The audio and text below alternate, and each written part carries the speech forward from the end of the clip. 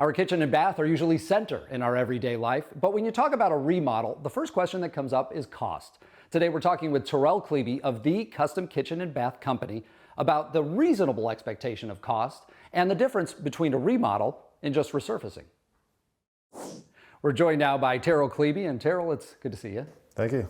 So when you are educating a customer about those reasonable expectations for a company like yours that does remodeling versus a company that just resurfaces, how do you educate them? So one of the biggest differences with what we do versus just a resurfacing company is we take it right down to the subfloor and the studs in a lot of cases. So we can see if your tub's been leaking for years, you know what I mean? We see that. We don't just cover it up and then you don't find out about it until down the road. Some of the other things we talk about is quality materials. You know, there's different levels of countertops, there's different levels of stones. And just all kinds of different levels of fixtures and stuff like that. Yeah, definitely a lot of variables in a remodel. Yeah, a ton of them. So how do you streamline that process from start to finish? So the biggest thing is that the homeowner is only working with me through the whole project. So it cuts out all the middlemen. So everything from the beginning when we start the design, and then we pick out all the materials, and then I schedule all of our subcontractor and employee installers as well. And then at the end of the job, we can even help with organization as well. Tell me a little more about that design process. I imagine that can be overwhelming for a homeowner. Yeah, it definitely can be. And a lot of it we can start right at our initial consultation. On our iPad, we have a lot of selections of faucets and sinks and stuff like that.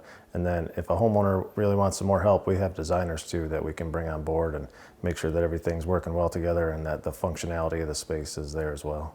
All right, and now we're going to learn a little bit more about the organization part of the project. Speaking of organization, your wife is a professional organizer and on staff, so that's helpful. It is. This is one of her projects here, this Yes. pantry. And that looks fantastic. So what are some things to consider when an organizing project begins?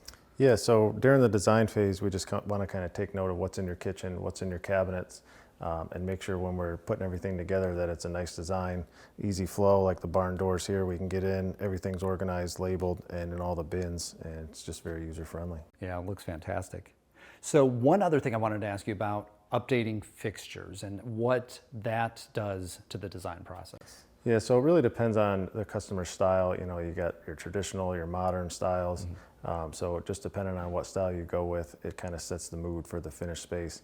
And then colors make a big difference too, from chrome to black. It all just makes a real big difference at the end. Yeah, a lot to consider. Definitely. Thank you for having us out today. So where can folks find you and if they're interested?